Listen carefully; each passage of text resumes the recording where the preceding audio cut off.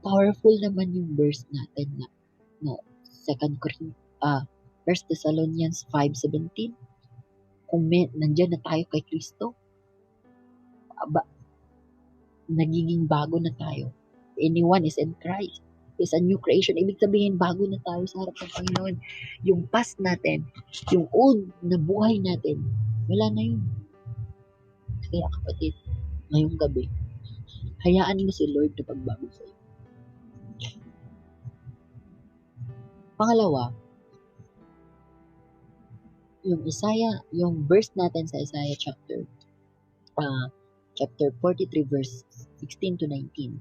Nagkasaad dito na magkaroon tayo ng paniniwala sa Panginoon. Dahil siya naging daan para tayo magbago. At sa pagbabago natin, nagiging aware na tayo. Pangalawa, do not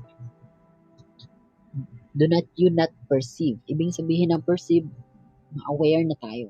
Ibig sabihin ng awareness, ma-discern na natin kung ano yung tama at anong mali. Kapag nandyan na si Jesus sa buhay natin, malalaman natin ay mali ito. Pag tinanggap na natin ang buong puso si Jesus sa buhay. Ay Lord, tawag nito, alam mo yung tama at mali. Kasi kapag hindi mo pa nakilala ang Panginoon, mahihirapan ka magbaguhin yung sarili mo. Amen? Mahihirapan ka na, bukas magkaroon na naman ka ng kasalanan. Kasi paulit-ulit yung naging kasalanan mo every day kapag hindi mo tinanggap si Jesus sa buhay. Amen? So, kailangan mo lang gawin ngayon is to believe Jesus.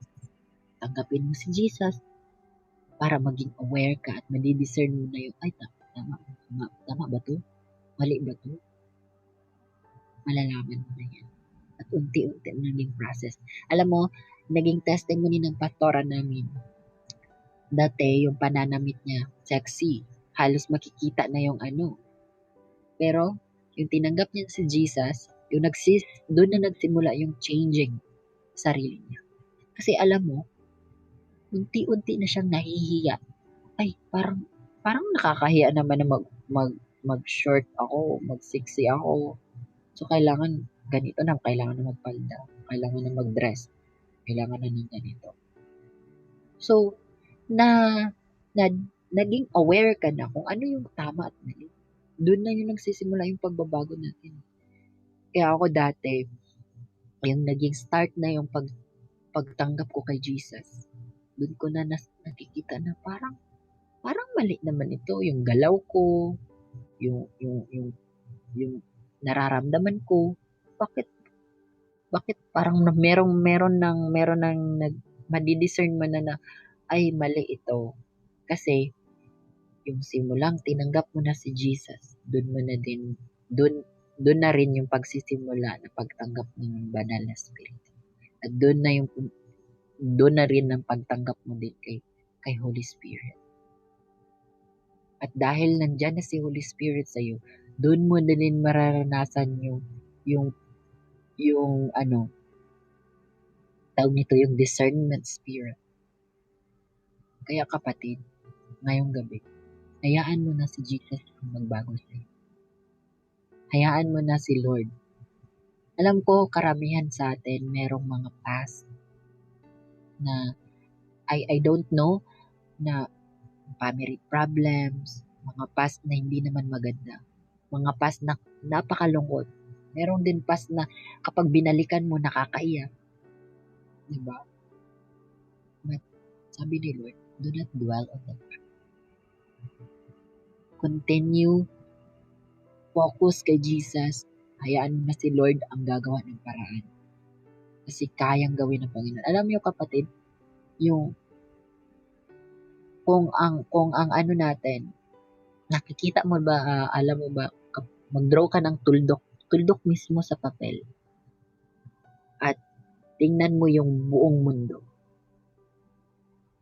Yung tuldok na yan, ganyan lang kaliit yung problema mo. Pero yung Panginoon, sobra-sobra pa. Napakalaki ang Panginoon. Kaya kayang gawin ng Panginoon ang lahat ng paraan. Kaya huwag ka nang mag-alala kapatid. Tonight, yung gagawin mo na lang is submit to the Lord.